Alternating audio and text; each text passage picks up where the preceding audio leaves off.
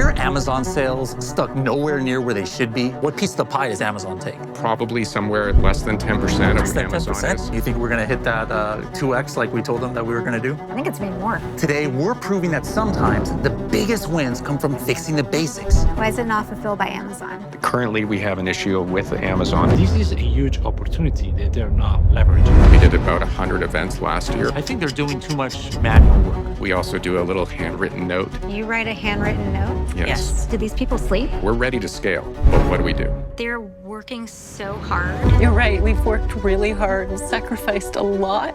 But we don't have a product problem. This is delicious. Thank you. We have a problem of just getting known.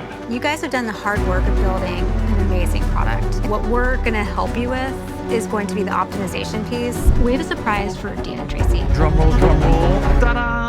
Wow. What do you guys think? It's great. This is what happens when a challenger brand finally gets the playbook it deserves. So, Dean and Tracy, can you tell us a little bit about your brand story and the background? Yes, so in about 2018, I had a divine inspiration to help a friend. At that time, he was our son's baseball coach, and he was struggling with fourth round of cancer in his body and undergoing chemotherapy. And so the inspiration to make a healthy hard candy using essential oils and other plants came in 2018. I was hand pouring them at the time, and couldn't make enough from each event to the next. And so brought Dean in 3 years later, and we manufacture, we have machines to help now, we've got a team. It's really, really exciting to see where we started from. I mean, you're already selling on Amazon. Why don't you just leverage the Amazon FBA and then fulfill it through that channel? So it's a very good question, and one we don't really have enough information to make that decisions, and one of the reasons why we're actually here. So, what Leo was talking about, there's an acronym for that, MCF. So MCF stands for multi-channel fulfillment. So it means that you can fulfill orders off Amazon with Amazon Prime Delivery. Wow, that's not an area we were familiar with. Didn't they just also do that for Walmart too? You can also use your Amazon FBA for Yes. fulfilling Yeah. Walmart.com That's so as interesting. well. That's right. Yeah. Yeah, because it sounds to me like D2C is your main channel. Correct. And so I believe that you guys are limiting your conversion rate dramatically by increasing the minimum spend in order to qualify for free shipping. But right now, they're not leveraging MCF in any of their channels. And I believe that the moment they implement MCF on their D2C website, they can dramatically improve their customer satisfaction, first of all, and also the conversion rate. So your COGS are 250 to 350. So what's your profit margin? I would say on average, you could say anywhere between 60 to maybe even up to 80% profit margin. So it really, again, depends on that SKU that we're specifically looking at.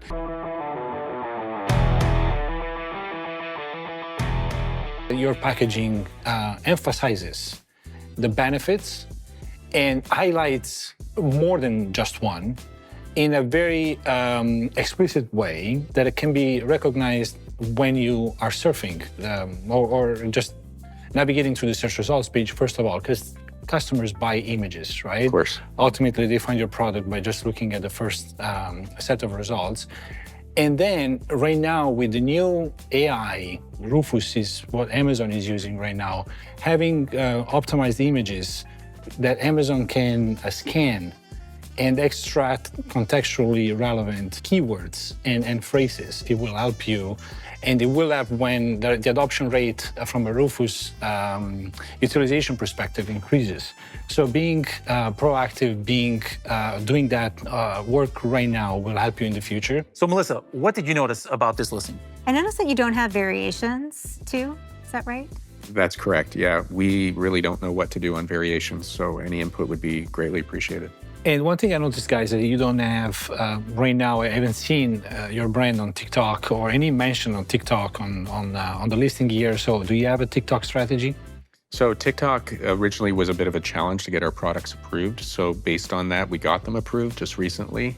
And so we just really haven't implemented anything as it relates to it. Is it a part of our strategy? Absolutely, we want it to be. TikTok is by far the most powerful platform that allows any brand really to promote their products at a speed that is never been seen before. We'll help you out with that in one of our breakout episodes where I think maybe it'll take 120 seconds, 60 to 120 seconds. We'll have your entire catalog from Amazon on TikTok Shop. Perfect. Oh, that sounds fantastic.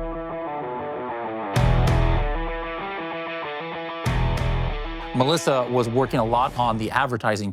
Can you talk a little bit about what you found? So I kind of put this into do's and don'ts. And you mentioned that you had an agency that was kind of autopilot for you. It's fine to have maybe about 10% of your budget in this auto to like harvest keywords, but you have quite a bit of your budget in this auto bucket. Let's pull up Amazon and type in hard candy. This is one of the keywords that the auto campaign is picking up. Look at the results. Who's winning?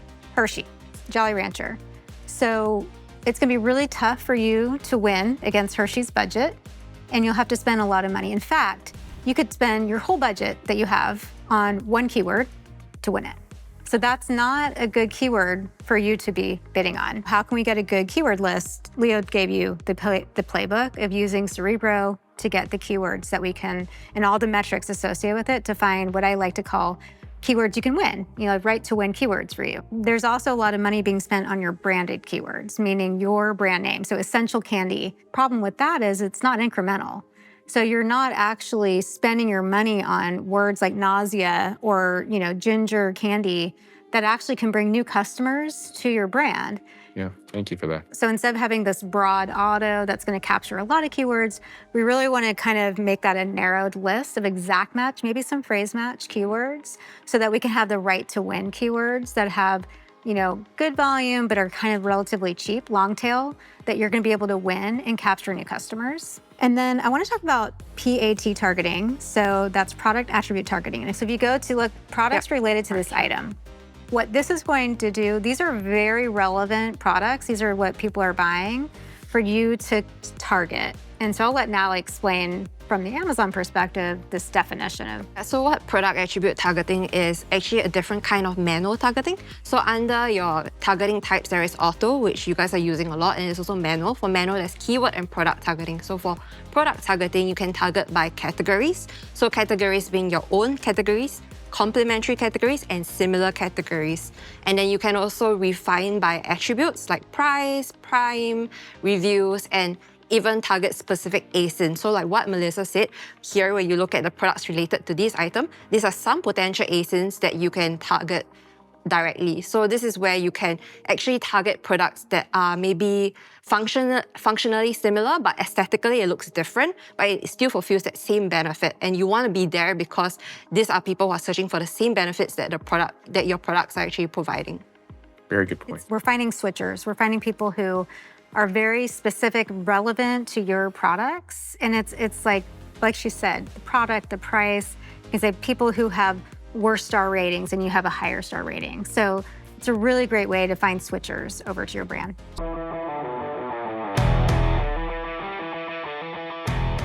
Thinking that, oh my goodness, you're gonna have this list of 100 ASINs from Melissa, 700 keywords from Leo, and you're gonna have to manage all of this in advertising. No. Helium 10 Ads is one of the features that we have where you're gonna be able to automate a lot of those processes, like your bid management, keyword harvesting. I'll show you how to set it all up. Don't worry about that. That is gonna fully cover you where in 5 minutes a week, you're gonna be able to manage your advertising.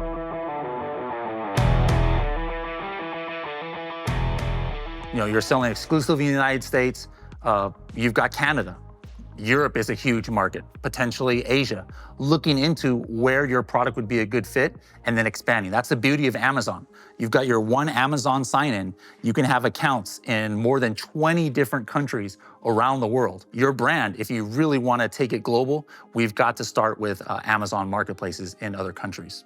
And again, don't be too nervous. Pretty much every single thing that I just said, there is a feature in Helium 10 that's going to help take the pain of doing that manually away. It's gonna be so easy once you learn how to do it inside of Helium 10.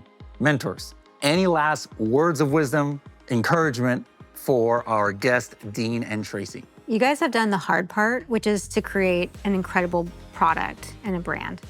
That's the hard part. And if you just do half of what we've talked about today, and I know that you're already saying we're doing all of it, which is amazing, but you will double, triple your sales. I'm really confident that you're gonna see amazing results from the things that we're recommending, but it all stands on having a great product, because if you didn't have a great product, it wouldn't matter. So that's really the important part. We can't say enough thanks to Helium 10 and the entire team here for making this a reality for us. It's a bit surreal at times. We know there's a lot of brands out there very similar to us or others that are just starting their own journey. And if we can be the poster child to helping them maybe avoid some pitfalls or maybe make better decisions, that's really what this is about. And this whole opportunity gives us even that too. Now we actually have mentors that we can ask questions to, so we avoid the pitfalls. So learn from our mistakes and learn from us on maybe some of the answers that you've been looking for. So this series isn't just about us, it's really about learning from each other. So I'm really grateful for everything that's in front of us. So appreciate it all. Absolutely. Viewers, this is not the last time you're gonna see Dean and Tracy. Make sure to check out the next episode to see the results of what they have accomplished. I know they're gonna accomplish a lot. We'll see you then.